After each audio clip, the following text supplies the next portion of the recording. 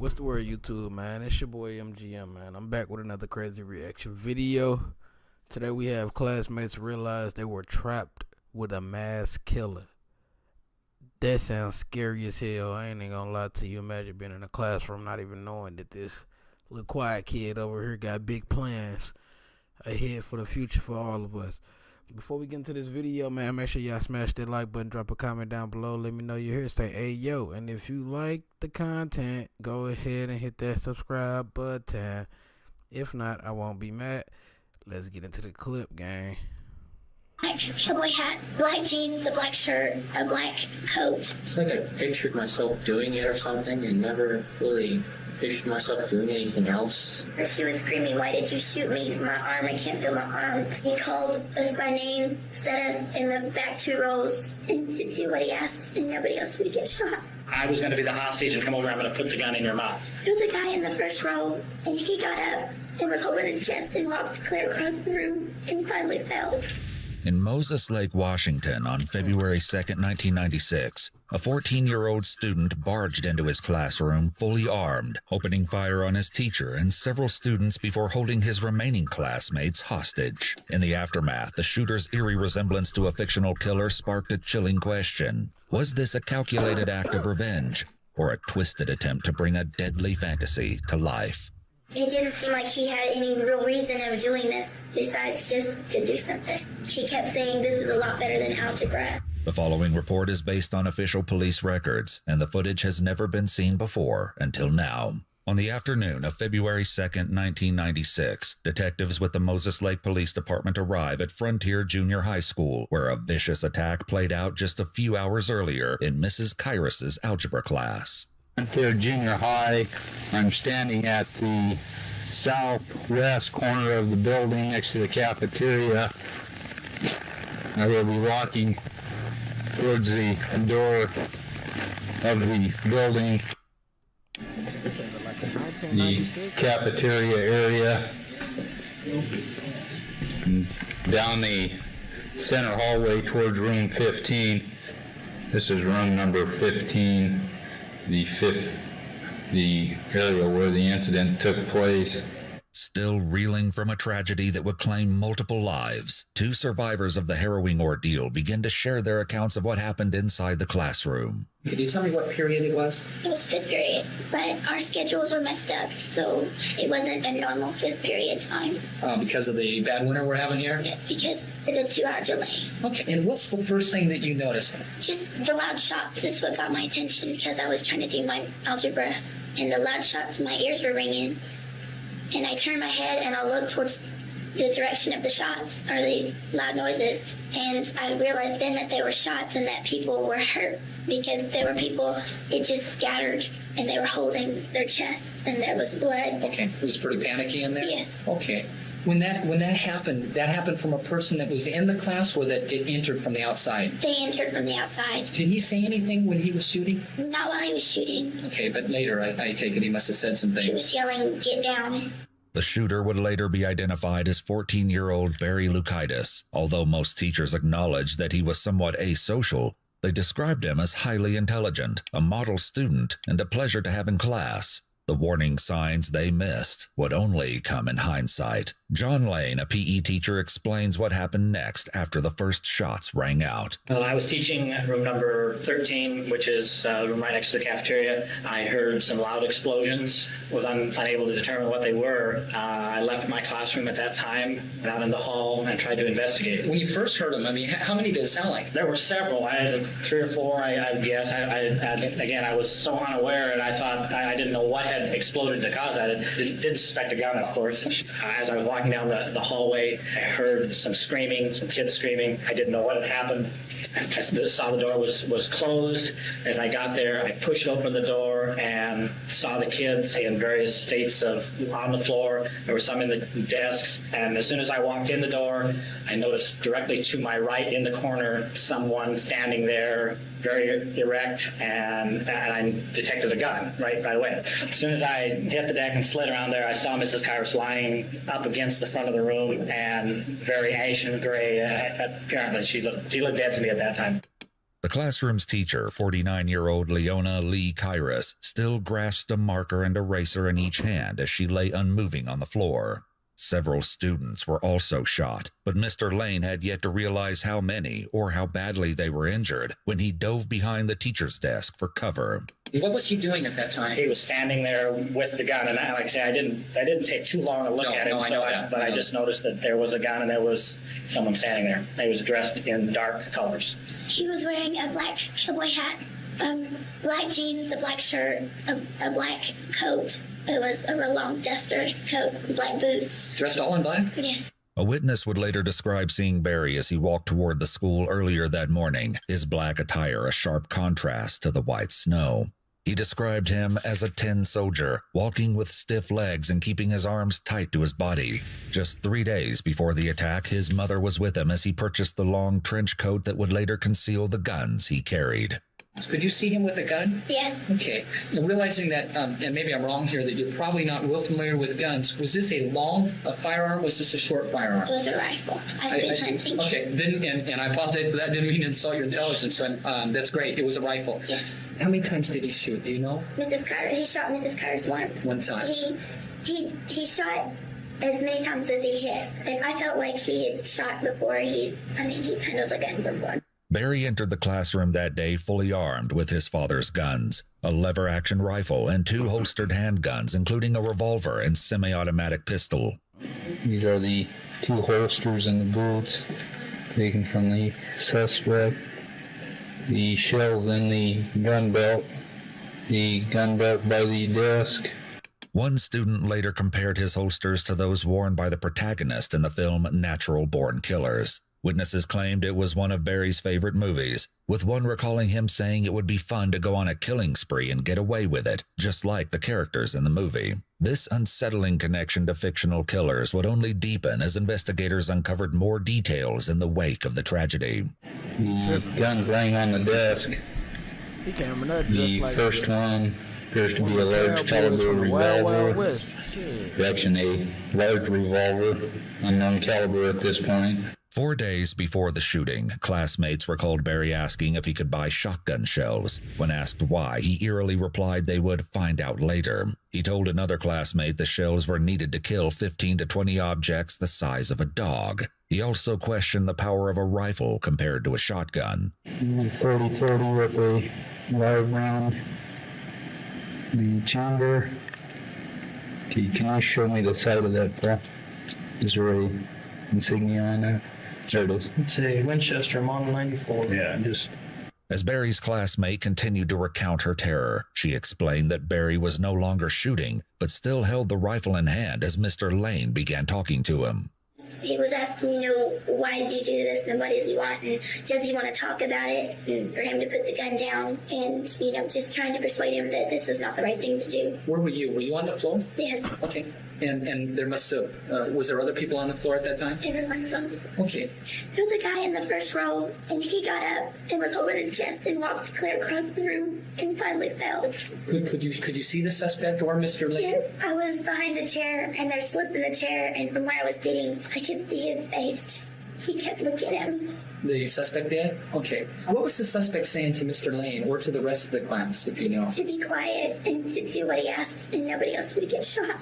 Meanwhile, reports of shots fired at the junior high school reached local authorities, who urgently made their way to the scene. Inside the classroom, Barry began making demands. He kept saying, Mr. Lane, stand up. I'm not going to hurt anybody. Stand up.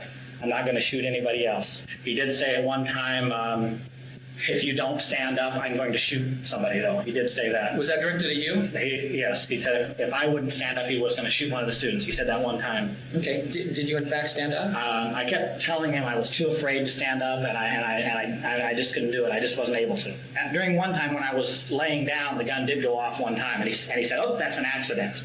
According to witnesses, the stray bullet struck the ceiling, and Barry apologized to the class. These are possibly of rounds which appear to be in the ceiling area.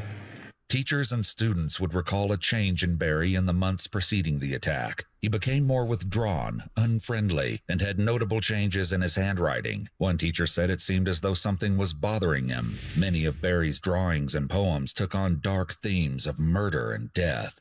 He began making alarming comments to people who would walk by, such as, "They don't deserve to live."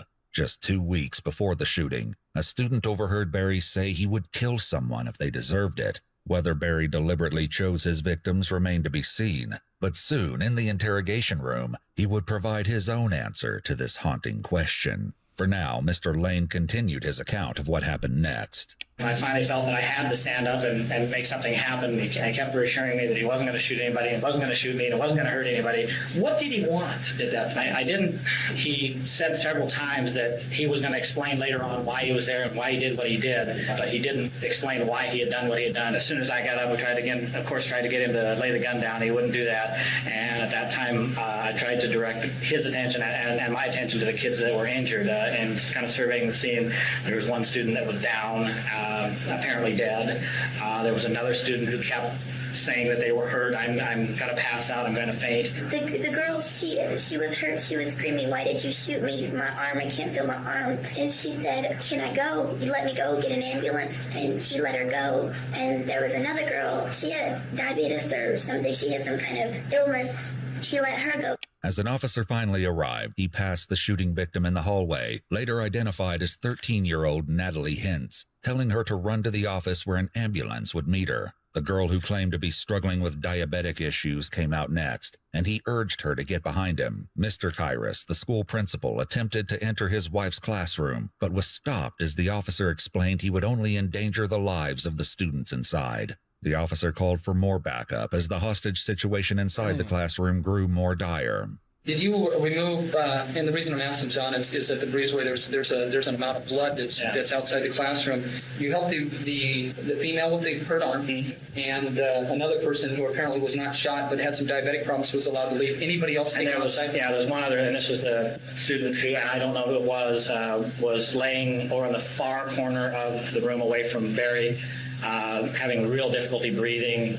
The one that walked across the room, he was laying on the floor and he was breathing. I mean, he'd take a really deep breath like every minute or so. I mean, it was a pretty long between. He was like groaning and he was not responsive. So Mr. Lane helped get him out? Mr. Lane and 2 other students. And did Mr. Lane have to ask permission for that? Yes. And that permission was granted by the suspect? Not at first, no. Okay. They asked if they could get him out, and the suspect, Barry, he asked, how close to death was he? And they said, pretty close. And at first he said, just let him lay there and die. Mr. Lane kept persuading, they kept saying, please let us get this child out. He needs help.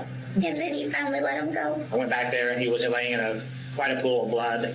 I couldn't handle him by himself, so Barry let me take another student, try to help him. Still couldn't get out with another student, so we got a third student, and finally we were able to get that victim out of the classroom. As backup arrived, the door flew open, and Mr. Lane, along with 2 other students, pulled 14-year-old Arnold Arnie Fritz into the hallway, where 2 officers carried him to an ambulance. Both Arnie and Natalie were transported to the hospital, where their lives would hang in the balance. Inside the classroom, 2 shooting victims, Mrs. Kyrus and a young boy, lay motionless on the floor. With the remaining students still at gunpoint, Mr. Lane went back inside.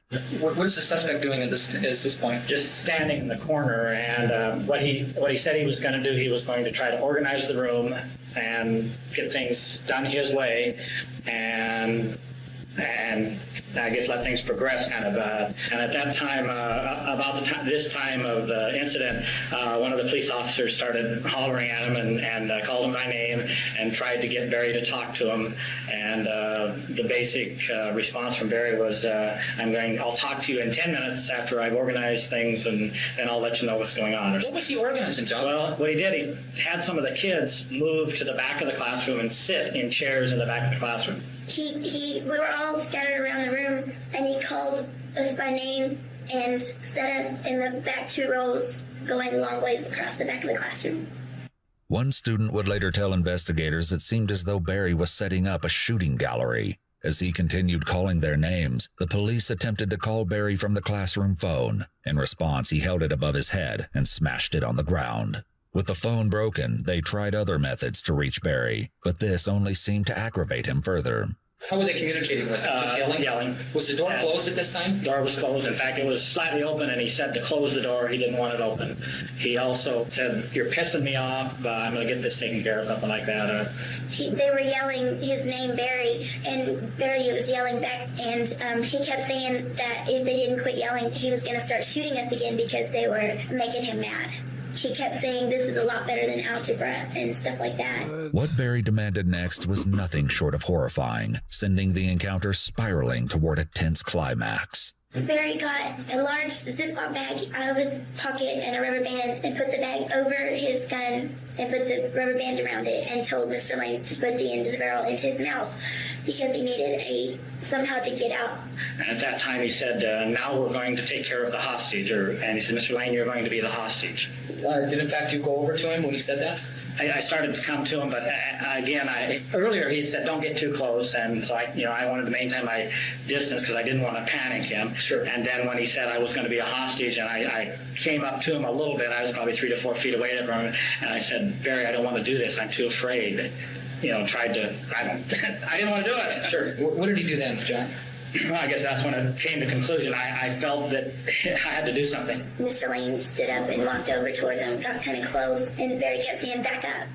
Mr. Lane would back up a little bit. And then the next thing I knew, Mr. Lane had him up against the wall. The weapon was a little bit higher and in front of him, so I kind of pinned that. I wanted to make sure that the hand wouldn't on the trigger. If it would have gone off, it would have gone in the ceiling, which I wasn't too concerned about, but I wanted it pointed out.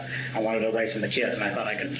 And he really didn't offer all that much resistance. I'm sure my adrenaline was going too, but I thought I could take him. He had the gun in one hand up against the wall, and they were struggling, and he was yelling for us to run out to get out of the classroom. Mr. Lane was? Yes. So Mr. Lane is the one that resolved this. He's a He's the one that helped everybody. So how long did this whole thing take place? It was fairly quick, actually. It was about 5 or 10 minutes. All right. That this whole thing. When Mr. Lane pinned him up against the wall, what happened next? I stood up from the shelf that was there, and Mr. Lane was yelling, run, and just everybody ran out. I think I was the second or third person to get out.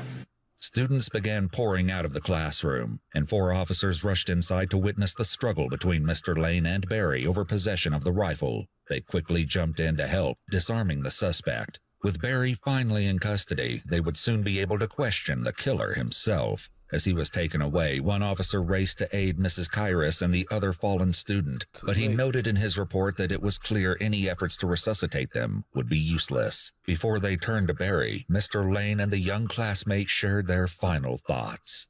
It didn't seem like he had any real reason of doing this besides just to do something. It was my impression that Barry is one of those kids that the forgotten kid who was just a little strange, and quite frankly, it doesn't surprise me that he snapped. As news of the shooting spread, a detective from the Seattle Police Department reached out to investigators, noting eerie similarities between the attack and a well-known book, an unsettling connection that will later be explored. With a classmate and teacher pronounced dead, as well as 2 injured students at the hospital, Barry was brought to the police station, determined to uncover what drove him to commit the brutal attack. Sergeant Ruffin with the Moses Lake Police Department began to question Barry. Barry, how old are you? 14. Okay, so have you ever been in any trouble before at all? For anything? Just anything minor? I got detention once when I was a Just minor stuff. Barry, I tell you what I'd like to do is that Have my parents been notified? Barry, I don't know. I'm not sure who your parents are. Have you called them? No. Okay, maybe that's something we can do here in a minute. What Barry didn't know was that his mother entered the police station less than an hour before his interview began. Court documents argued Sergeant Ruffin knew full well Barry's mother was in a waiting room as he continued to question Barry without an adult present. What I want to do, Barry, is that I need for you to explain yourself, because if you don't, you're not going to get another chance to explain yourself. Once I leave today, that's it. I mean, because basically, then I've got to go do all that other stuff. Explain what I did? Well, I mean, where you coming from on this, buddy? Oh, why? Yeah, but to do that, I need to get the paperwork done, okay? And that's why we got to sit down for a couple minutes and just do paperwork, okay? Is that okay with you? How long does it take? Not very long at all. Would I be able to have anybody else here besides Well, the lawyer? who else would you like to have? My parents? Maybe. Right, if you want to do that, I at least want to talk to them. okay, if you want to do that, why don't we do that, and I'll see if I can get your parents here, okay? After being read his Miranda rights, Barry formally acknowledged and waived them with his signature. Sergeant Ruffin continued questioning him about the incident. Were you in school at all today? You didn't go? No. What happened after you went inside? I don't know. I guess reflex took over, sort of. I don't know. It's like I pictured myself doing it or something and never really pictured myself doing anything else. Okay. Have you drank anything today? Any alcohol? I don't drink. Okay, good. I don't do drugs and I do not smoke. Okay. I don't think what I'm hearing is all true. And now those people up there that were injured, did those people do something to you? What have you been told? Well, I spent some time up there at the scene there, and I understand that you were pretty angry. And were you angry up there with those people? No. Not at all. Okay. Did you know any of those people that were injured? I knew who they were. You didn't. I mean, not personally, right? Okay. One of them, but Which person did you know up there, Barry? first one I shot. Barry's first victim was the male student who died at the scene, 14-year-old Manuel Vela Jr. According to witnesses, Manuel had teased him in the past, calling him names. This prompted threats from Barry, who was overheard whispering, "Do you treasure your life?" One classmate once heard Barry say, "Someday people are going to regret teasing me." It's important to note that these claims come from witness accounts, but there is no verifiable evidence to support that Manuel ever teased Barry. Did you know the teacher? That's your class, right? I didn't know her personally, but yeah. Okay, is she your math teacher? I'm sorry, is that a yes? Yeah. Yes. And do you know her name for me? Not her first name. Okay, her last name by chance? Kairos. Okay. Mrs. Kairos. Did Mrs. Kairos do anything to you? No. However, witness statements suggest he may have harbored negative feelings for his teacher. Weeks before the shooting, Barry supposedly complained about her teaching methods, with one teacher saying the two had a personality conflict. One witness stated Mrs. Kairos gave him detention a week before the incident, after Barry put paper in the classroom heater. Another recalled Barry stating he wanted to kill Mrs. Kairos because she told him he had a wrong answer in class. Okay, now the other people that got hit, were those accidentals, or were you trying to hit them? Or that was just kind of crazy then?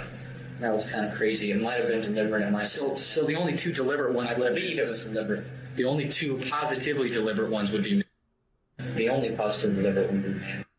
A search warrant was executed on Barry's house in the days following the attack. In his room, they find the book earlier mentioned by the Seattle detective. The novel, titled Rage, was published in 1977 by Stephen King under the pseudonym Richard Bachman. In a twisted parallel to real-life events, the book tells the story of a student who fatally shoots his algebra teacher, taking his classmates hostage and threatening to kill them should they fail to comply with his demands. According to the Stephen King website, the book was later removed from print due to the sensitive nature of its content. Another notable book among Barry's collection is Gunslinger, the first volume in the Dark Tower series. The novel contains Western themes, with the main protagonist often depicted as wearing a trench coat and cowboy hat, wielding guns similar to those Barry used during his attack. Though Barry never admitted in his interview whether he drew inspiration from his favorite movies or books, his actions and the eerie parallels to the fictional killers are impossible to ignore.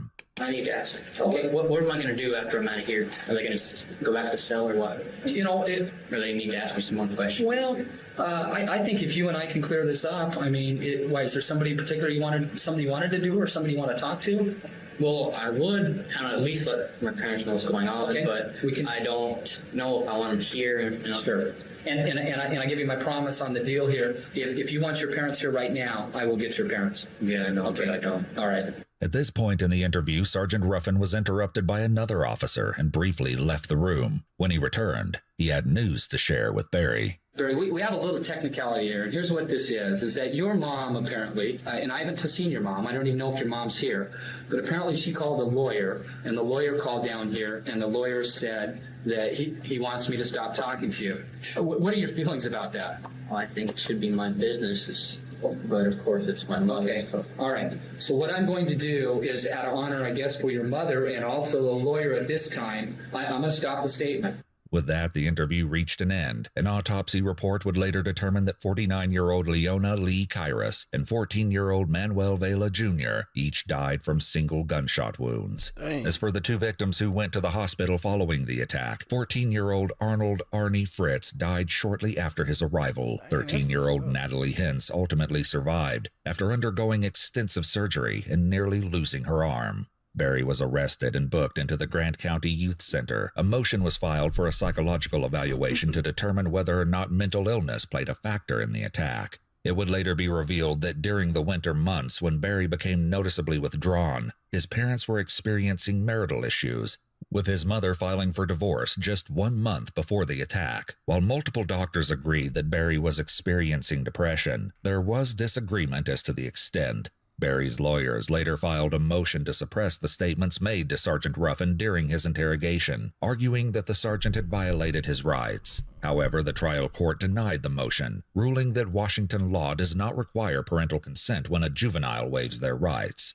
From August 15th to September 24th, 1997, Barry Lukaitis stood trial in court as an adult and was found guilty of 2 counts of first-degree aggravated murder, 1 count of second-degree murder, 1 count of assault in the first degree, 1 count of assault in the second degree, and 16 counts of kidnapping, each with a firearm enhancement. He was ordered to serve 2 consecutive life sentences without the possibility of parole. According to news outlets, in 2017, due to the Supreme Court ruling of 2012 that juveniles younger than 16 cannot be sentenced to life without parole, Barry Lukaitis was resentenced to a total of 189 years in prison.